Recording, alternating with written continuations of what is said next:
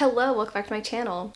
In today's video, I am going to be reading 5 hyped new romances. So excited to be bringing you this video. I feel like I have been really hyping some of these releases up in my head, and I've been seeing a lot of them on my Instagram feed. All of my friends seem to be reading these books, and I'm excited to read them with y'all and to share my thoughts on some of the most hyped releases in romance. Now, all 5 of these books are traditionally published, which usually isn't something I'm super into, but I feel like in 2021, I have been really dipping my toes into the waters, especially with publishers like Berkeley and Avon. I feel like they've been publishing stuff that has just been getting me super excited, and there's stuff at the end of this year that I'm also really excited about, a lot of like witchy releases, but in this video it's going to be 5 contemporary romances and we're gonna read them together. So let me tell you what I'm going to be reading for this video. First up we have Isn't It Romantic by Lyssa Kay Adams. This is, I believe, the 4th book in the Romance Book Club series. Now, I read the first book back when it came out, and I have not read any of the subsequent releases from Lyssa Kay Adams, but I've heard such good things about this 4th book that I knew that I wanted to pick it up. So I got an arc of this earlier this year and I'm going to be reading it in this video. It is about the Russian. If you've read any of these books in the series before, you know who that is, but really excited to be picking this one up. Next up is, I want to say, my most hyped release in this video. It's The Heart Principle by Helen Huang. We've been waiting for this book for 3 years. I didn't realize it had taken Helen that long to actually write this book. I think she had a release that came like 2 years ago, so it doesn't feel as long, but she has been pouring her heart and soul into this title and I am so excited to finally give it a try. This one is about Quan and Anna. I heard that it's really hard hitting and I'm excited to dive into it. Next we have one that I would say is not my most hyped release of this video, but is definitely one that the internet has really grabbed onto, and it's The Love Hypothesis. I believe this is by Ali Hazelwood, and this one is a rom-com debut by this author. It's supposed to be kind of set in academia, it's supposed to be kind of grumpy sunshine, and I am so excited to give this one a go. I don't think any of my friends have given this book less than 4 stars, and I'm sure it's going to be one of my favorites of the year. Next up we have If the Shoe Fits. This one is supposed to be a Cinderella retelling with a plus-size heroine, and I am so excited to read this one. I know that this is this author's adult romance debut, and I'm very excited to see what she does in the adult genre, so excited to pick this one up. And then lastly we have While We Were Dating by Jasmine Guillory. Very excited to pick this one up. It seems like it's got a slightly different vibe than some of Jasmine Guillory's other titles. It's about Ben, who is the younger brother of Theo, who we learn about in another book, and his relationship with Anna, who is a, I want to say, like actress or something like that. It's kind of like a famous person, normal person romance. Is there a genre for that? I feel like there is, and I'm like completely butchering it, but excited to pick that one up as well. So those are the 5 hyped romance titles I'm going to be reading in this video. If you want to hear my thoughts on any of them, stay tuned because I am about to vlog my experience. Without further ado, let's get into the vlog portion of this video. Okay, so I picked up my first read, and I don't know why I picked this one up first, but I have to say I am enjoying it. I am 25% into Isn't It Romantic by Lyssa Kay Adams, and honestly, I wasn't expecting much from this. Not that I didn't enjoy the Romance Book Club, but it was one of those books that while I really enjoyed it and thought it was great, I just didn't feel compelled to pick up the rest of the series. I'd heard kind of like mixed things about the 2nd and 3rd book, so I was like, I don't know, but some early reviews from my friends made me excited to pick this 4th book up, and so far I'm thinking this might be the first book that I've read that focuses on a married couple that I actually enjoy. Shocking. I say that. I think the Romance Book Club did a pretty good job with that too, so I feel like it shouldn't be that big of a surprise that this one is doing a good job too. But the book is about Vlad and Elena, and in the first like opening part we learn that they got married at not the beginning of the book. They got married a while ago. I don't know how long they've been married, a couple of years maybe. Elena's been going to school, and that's kind of the main reason that she ended up marrying Vlad, because he was gonna go play hockey in the States and she's like a childhood friend of his, and she wanted to go get an education, and he's like, get married to me, I'll take you, I'll pay for your education, whatever. But their marriage is only that in name, despite both of them having an attraction to each other. And I think that maybe that is why this is working so well for me. It's kind of this unrequited love, mutual pining situation, and they're being brought together because Vlad got injured recently in his pro hockey playing game. Elena is tasked with helping him because he doesn't really have anyone else to, you know, care for him as he is dealing with this broken leg. I am enjoying this though. I don't know what else to say besides I'm enjoying it. It is not as awkward as I thought it would be given the setup for the book, you know, like I feel like marriage of convenience books can be weird if the marriage happened before the book started, but this one's not weird and I'm liking their interactions. I think a lot of it is that Vlad is so sweet, and I haven't read the other books, but it seems like they're alluding to the fact that he's always been characterized this way, like just a big sappy dude who cries at the drop of a hat, which I really appreciate. I don't know, obviously I like a good like gruff alpha male too, but something about a sweet dude really does it for me. And I also like that some of the miscommunication issues are already kind of being addressed at the beginning, or at least Vlad's parents are like, hey, maybe you're part of the problem here too. So anyway, I'm just having a good time. My goal is to finish this book today because I have a lot of other like fun stuff that I want to read. I'm going to get farther in this. I'll probably update y'all like 50%, but we can have a little cozy night in together as I finish this book. Okay, so I just finished painting my nails and I got to the 50% mark of Isn't It Romantic while I was painting them. I don't know what to say. I feel like not much has changed since I last spoke with y'all. I am still really enjoying this. I am still very curious to see where things go. I guess I kind of hoped that there would have been a little bit more progression in the relationship at this 50% mark. The only thing that's really happened, I feel like, is a little bit of jealousy on the part of Elena when she sees how, I guess, loved that Vlad is, and not in like a mean, bitter, angry, jealous kind of way, more so she is starting to, I think, come to terms with her feelings for him. Also just understanding much of a good guy he is and how good he is to his friends. Like, she did know that ahead of time, but I think she's really coming to terms with the fact that if she gets a divorce from him, things are going to change in their relationship, and also she won't get to be a part of his, you know, amazing life. And she's never really gotten to see Vlad's life before this because she hasn't actually been in the same physical location as him. I don't know, it's interesting seeing that dynamic. There's already been some kind of like funny moments with the guys in the book club. Overall, I like how quaint and charming the story is. I also think it's kind of cute that the romance that is adjacent to it, I guess, or like in all of these books, if you didn't know, there are like sections and excerpts from the romance novels that the guys are reading to kind of like get to know their women better, or like, you know, form a better relationship. There's like excerpts from those sprinkled into the book. And in this one, Vlad is writing his own romance, and that's the one that's sprinkled in. I think it's cute seeing how that one really parallels his relationship. I mean, I guess that's kind of the case for all of these books. Like the inserted chapters kind of like parallel what's happening in these people's real life. But it's just sweet to see him finally start to understand his emotions and feelings as he's writing these characters. So it's cute. I feel like I'm over-explaining everything, but I'm having a really good time with this one, and honestly, I'm just like, I don't know how many times I can say it, but I'm excited to be doing this video, so I think I'm just gonna go ahead and finish it. Maybe if I have anything like bold to say, I will say it. I'm really curious to see where the sex scenes go in this book. I get the feeling that it's gonna be a slow burn, and I want to say that there's going to be a reveal that Vlad is a virgin, that maybe both of them are, I don't know. Could be wrong here, but they have not consummated their relationship, and I don't know who he would have gotten with if not her. So curious to see, curious to explore that. And if something cute happens, like obviously I'll keep you posted, but so far so good. I'm sorry, I can't get over that. That's so funny.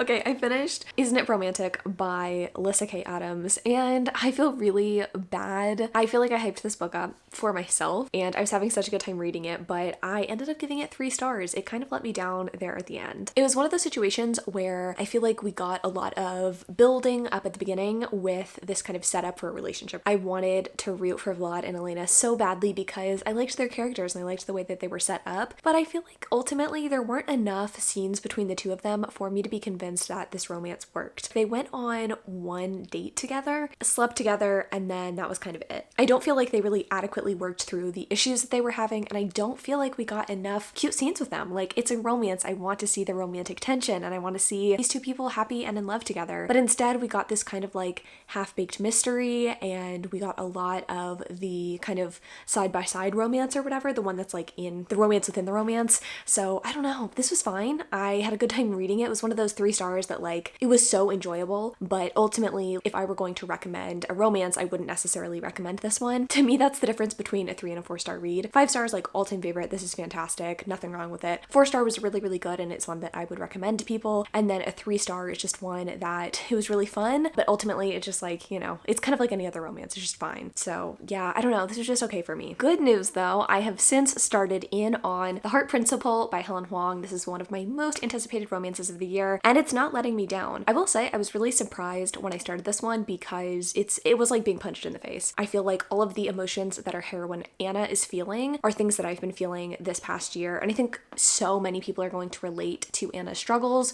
whether or not you are a star violinist. I believe she's a violinist. I think you can still find some sort of kinship in her, right? She's dealing with really bad anxiety. She doesn't really know what she wants. She has a shitty boyfriend who she doesn't really like, and I don't know. The beginning of this book book was really, really hard to read, very hard hitting, and I actually, if I'm being 100% transparent, put this vlog aside because I didn't want to have to read the rest of this book. And not because it's bad, it's just because it really, really hit close to home for me. So our heroine, Anna, is, I keep saying violinist. I don't know if it's actually violin or cello or whatever. We're gonna go with violinist. She's a violinist and she has become pretty famous, I guess, for this piece that she did. She went viral, and then as a result, this famous composer ended up making a piece particularly for her, specifically for her. And since she's gotten this piece, she feels this pressure and this overwhelming sense of a failure and imposter syndrome, and she cannot bring herself to finish it. Every time she starts, she ends up having to go back to the beginning because she doesn't feel like she is giving this piece the, I don't want to say attention and love it deserves, but kind of. She just doesn't feel like she is equipped to be able to handle it. She doesn't think she's good enough. On top of that, her boyfriend, her longtime boyfriend, says that he wants to go on a break, and he says he's going to sleep with other people, make sure that they're the right people for each other. So Anna's struggling, right? Like, she's going through a really, really hard time. And then on one of these dating apps, she meets Quan. And as we know, Quan from the previous books is this guy who has always been kind of a ladies' man. He has a motorcycle, he has tattoos, he's like super hot, but he recently just recovered from cancer, and he is feeling a lot of emotions after this, right? Like, he doesn't feel back to himself. He doesn't know how to approach life now. And I thought that was a really interesting take. I was curious to see how Helen was going to characterize Quan, because in the previous books, right, he hasn't been a shallow character. He's always been really funny, but I didn't know if he was going to be just like the comic relief in this book, or if he was going to be someone who had depth. And already I'm just seeing so much depth from him, which I really, really like. So I just know this book's gonna kill me. I know that it's gonna make me cry. I am ready and prepared for that. I kind of want that. I need some emotions. At this 20% mark,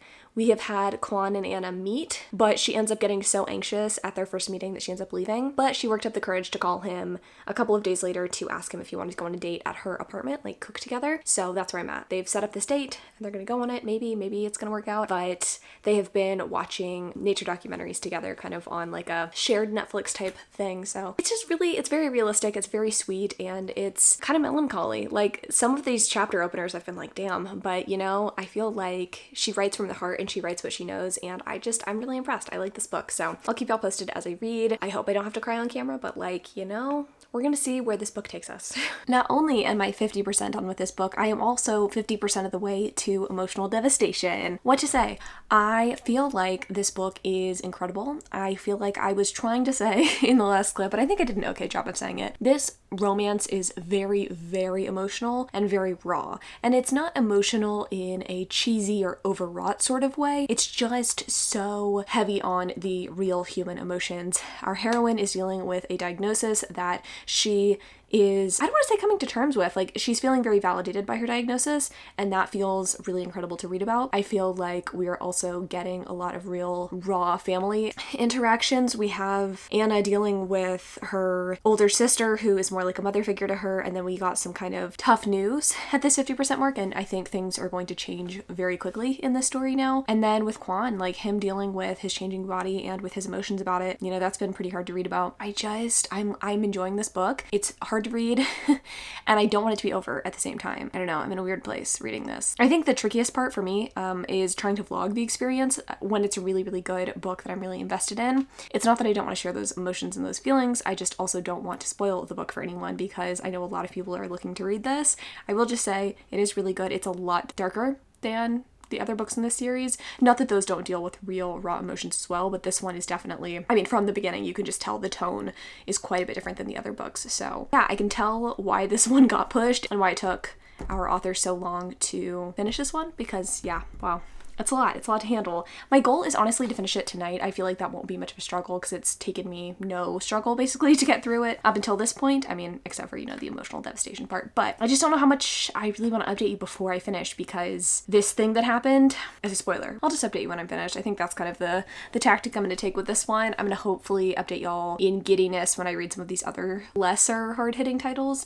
I'm really excited about The Love Hypothesis, but I'm going to finish and I'll share my final thoughts. I already typed up my thoughts to this book or about this book on Goodreads. You would think that that would make me able to articulate my thoughts on this book, but no, the answer is no. I think the overwhelming feeling that I felt upon finishing this last night while I was, you know, laying in bed with Hayden was anger. He actually remarked a couple of times as I was reading the last 25% of this book that I was huffing a lot. I was just like, It's tough, right? Okay, because I think objectively this book is really good. I think that Helen Huang did a really, really good job at crafting the story. It's obvious this meant a lot to her. It's obvious that she knew what she was talking about, but at the same time, I'm just left with this feeling of dissatisfaction because this is supposed to be a romance, and sadly, I don't feel like it functioned very well in that regard. Now, I told you that when I started in the beginning, I knew this book was sad. I knew that it was kind of darker than I had anticipated, and I don't think that just because a book focuses on emotion or family that it can't be a good romance. I just think that from the 50% mark on, the romance definitely took a back seat. That happens in real life too, obviously, but reading the story, it's a romance. I wanted it to be more romantic, frankly. There weren't very many scenes from the 50% mark on with Quan and Anna in a present sense. We were told a few times that they had spent time together or that Quan was there for Anna, but we didn't actually get a lot of those scenes. I didn't get to really see them interact, and by the time the book is done,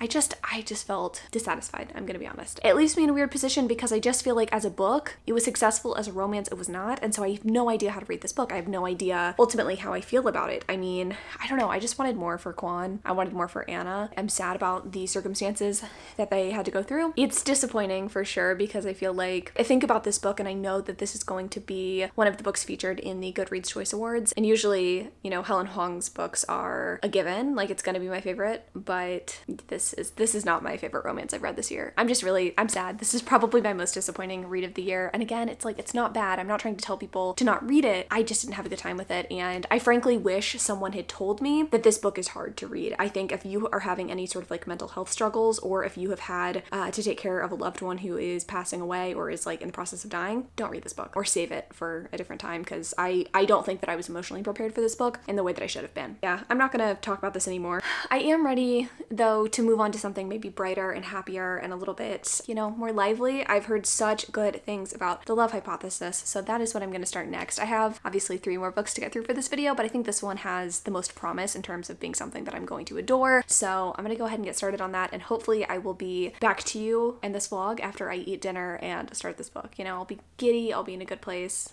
Fingers crossed. So I didn't film at all yesterday. I didn't really read any of this book yesterday, but I am 25% into The Love Hypothesis now. It's good, although I'm not convinced that this is going to be like the best romance ever. It didn't really grip me initially, although I will say at this like 25% mark, I'm kind of vibing with it. So it's about our main character, Olive. And can I say for the record, I'm sick of Olive and Olivia being heroine names in romances at the moment. Like, it's a cute name, but... So we have Olive and Adam. Olive decides to kiss a random man in the hallway of her school's lab. She's like a PhD student, I guess. So she just kisses a random guy that she sees because she's trying to show her friend that she no longer has any interest in a guy, so that her friend can date the said guy. She has to prove that she's over this guy. I don't fucking know. So she kisses a random guy and they eventually start dating or fake dating, because it would be beneficial to both of them to do so. Adam is characterized as this very like assholey character. He is a PhD, is mean to all of his grad students, and for some reason Olive agrees to fake date him even though he's a dick to everybody. So I don't know. He hasn't been that mean to anyone really since I've started reading the book. It's more like we hear about him being mean. He's never mean to Olive, which I guess is good. I think the reason that it didn't initially grip me was the kiss up front, which isn't like inherently a bad thing. I was just kind of like, who does that? I know that if you are named Olive or Olivia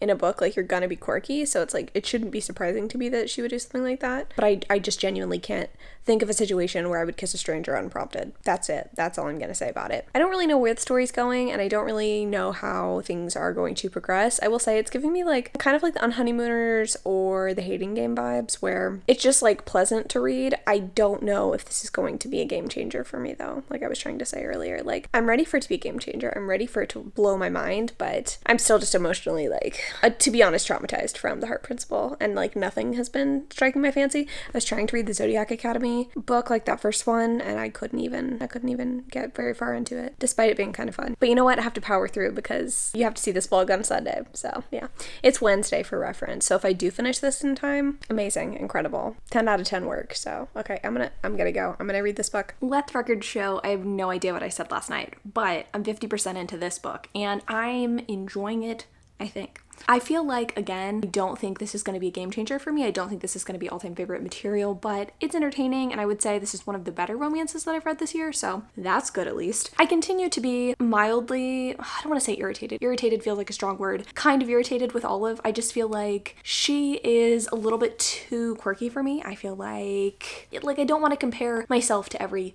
book character, but as a 26-year-old woman like Olive, I can't imagine getting into the kind of situations she gets herself into time and again. And I will say I'm appreciating like the cuteness of this book, but some of the stuff I'm like, how do I say this in a nice way? It feels like someone was writing fan fiction. It feels like someone wanted all of the cutest scenarios possible to happen and decided to put those in a book. And it's not bad. I'm really not saying it's bad, because it's not, but that's kind of how I'm feeling. Like there's been multiple times when I'm like, this isn't really, like this wouldn't happen in real life at all. Like this is very much fan fiction inspired and tropey, and that's fun. But since I'm noticing it, I think that's maybe not the greatest sign. And I'm trying to think of like examples. I just feel like there's been times where they're caught in these situations where like they have to kiss or like they have to touch each other. Oh, too much sunscreen. That's a scenario. So Olive's friend ends up squirting too much sunscreen in her hands and no one will take it. And she's like, why don't you go rub it on your boyfriend, your fake boyfriend? She doesn't know that the boyfriend's fake, but Olive goes and rubs, lotion on Adam. Just multiple situations like that keep coming up and I'm like,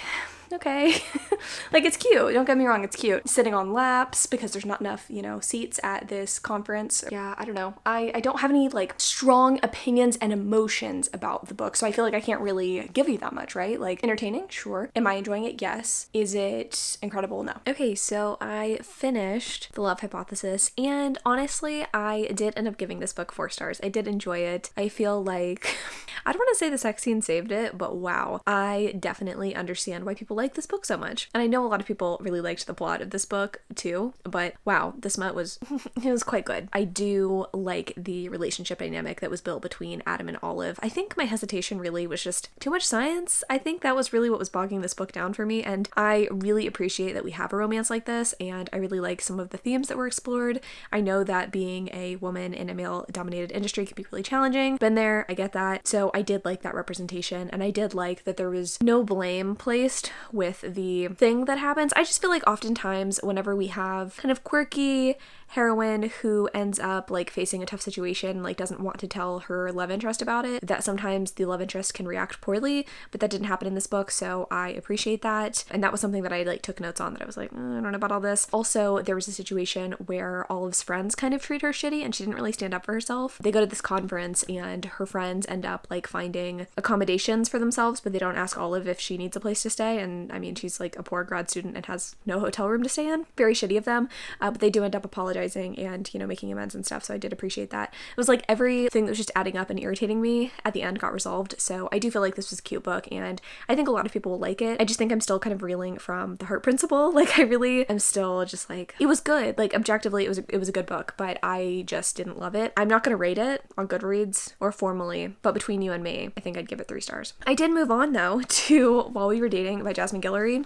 I'm a little I don't want to say irritated, but I, for some reason, assumed that this was just going to be a new Jasmine Guillory, like, series or book in general. I didn't realize this was a part of the wedding party series, which kind of irritates me. Like, I wanted to be in a new world with Jasmine Guillory's writing and maybe get, like, a fresh start. Because while I haven't disliked any of those books, I haven't loved any of them either. I haven't given any of her books more than 3 stars. But so far, this is pretty good. It's definitely Jasmine Guillory's writing. It's definitely nothing groundbreaking, but it's good. And I think the issue that I've had with her book so far is not that she writes bad romances, because she certainly doesn't. I think it's just missing some of the components that I like. And it's funny because I think the things that I didn't like about The Love Hypothesis are things that I'm missing about this book. Like, I just wish Jasmine Guillory's writing had a little bit more tropiness and a little bit more, like, whimsy. I feel like it's very, I don't want to say to the point, but I want something that makes me, like, a little bit more giddy. I also tend to feel like her characters don't tend to have, like, real world problems. It seems like everyone in her books are so successful, work really, really hard, and I'm not saying I don't like seeing that in romance, but I would like some of the characters to have slightly more realistic struggles. Do you know what I mean?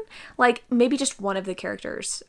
I'm not even saying both people in the couple need to be that way, but like I want just a little bit something different. And I'm not saying a lot of differences between this book and any of the other books in the wedding party series, which is fine, but I'll be curious to see how things unfold. I should probably tell you what this book is about before I continue. I'm 50 pages in. I don't know if I've said that already, but the book is about Ben, who is the younger brother of Theo, who we've already like met in, was it the last book? I don't know. It was one of the last books in the series, I think. And then Anna, who is this famous actress. He is basically in charge of an ad campaign. Like, he had to fill in for his bosses, and Anna really liked the kind of proposal that he put together and picked Ben over any of the other ad proposals, and specifically requested that Ben be on like the commercial shoot that she does with the ad agency. And I guess it's just their romance and their love story. I didn't really read super deep into the synopsis because I kind of just want to go into this with no expectations and kind of not knowing much. And then I also didn't read any Goodreads reviews of this, as tempted as I was, because I want to form my own opinion on whether or not this is like better or kind of the same as Jasmine Guillory's other books. So that's kind of where I'm at. I'm enjoying it. It's very easy to read, and I feel like this is the level of tame that I'm kind of looking for right now. I don't want to say that like I was looking for a boring read, but I just wanted something a little bit more subdued. I feel like both of the books that I just read were very opposite ends of the spectrum. Like Heart Principle was super sad. Love Hypothesis, while it did have serious topics, was very giddy and like fanfic tropey. And this one is just like that. Just is romance. It is right in the middle. I'm trying to read this fairly quickly because it is Friday. This video needs to go up on Sunday, and I still have, if the shoe fits, to read. So I'm trying to just take my time, but also hurry the fuck up. Honestly, leave it to me to start filming when someone is mowing their lawn. I'm like 60% into While We Were Dating by Jasmine Guillory. I don't have anything really noteworthy to say. I feel like my thoughts really still stand on kind of how I was yesterday. I don't think this romance, I don't want to say this romance isn't groundbreaking. I don't think that's the right word that I'm looking for, but this romance isn't doing anything new. It's not reinventing the wheel. It's not really bringing a whole lot new to the table, but it is pretty enjoyable. The one thing that I do have to say about Jasmine Guillory's writing is that I feel like her romances tend to be very heavy on the introspection, and I know that some people really, really like that and really like a lot of pondering in their stories in general, and I find that I tend to prefer books that are a little less introspective, a little bit more heavy on the dialogue, a little bit more about the interactions between our hero and heroine. Now, I don't think that you can exclude one or the other from a story and it be successful. I think there's definitely a balance to be had, but I do think that some people tend to prefer a more introspective romance than others. I don't. I tend to prefer something that is a little bit more, again, dialogue heavy, interaction heavy. And this story, I'm noticing that things will happen between Ben and Anna. They will both go their separate ways, think about what happened, and it'll be 4 or 5 pages spent on kind of what happened, and then them kind of calling their respective friends or brother or whatever, and then talking to them about what happened and like analyzing their feelings and thoughts about everything that's happening. And again, it's not bad, it's just a preference thing, you know? It depends on what you are into and what you like. All of that being said, it's not bad, but I do find myself occasionally, not skimming, but wanting to skip ahead to the dialogue and the interactions between our two main characters. I will say there has been a decent amount of smut up front. I feel like that is something that Jasmine Guillory definitely delivers on. She definitely has steamy scenes throughout her stories. It's not just like one scene at the end of the book. We have one pretty early on and then it's continued from there. And again, I think that kind of is like breaking tension. That's something that I keep talking about. This month, it seems like a lot of books I feel like break tension when they have early on hookups. This one didn't have that. I mean, there was a little bit of tension at the beginning, but the more the story carries on, the less that I care about the smut scenes.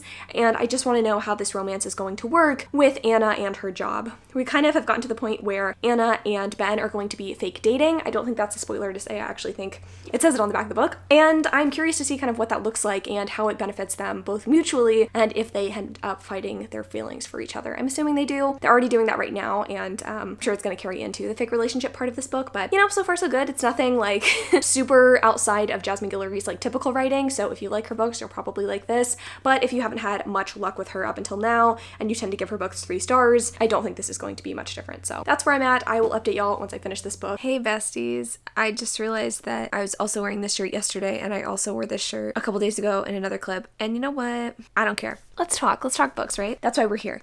I did finish While We Were Dating tonight. I'm going to give this one 3 stars. It was fine. Like, I liked certain elements of this. I really liked that Ben was going to therapy. I feel like I don't ever see that in books. I don't ever see men going to therapy, and we need more of that. We need that representation. I like that. Love to see it. Also, getting to see Anna kind of cope with her anxiety was really cool as well. But again, I just feel like ultimately it was so focused on the introspection, and there wasn't enough interesting dialogue or interactions to keep me really entertained and into the relationship aspect of this book. And since it's romance, we kind of need that to happen, right? Just feel like it was pretty low stakes as well. I think the main conflict of this book was Anna not really being able to admit her feelings to Ben. That's about it. Like, that's the only conflict in this book. Like, none of the other romances that I've read for this video felt as low stakes as this one. And you know what? Sometimes that's nice. Like, I don't think it's inherently bad to not have a big blown out conflict. I know a lot of people actually hate third act conflicts in romance, so I get it. But overall, this just felt very one note to me, which feels bad to say, but I mean, that's just how I felt. And yeah, I don't know. This isn't a book that I will probably ever think about again.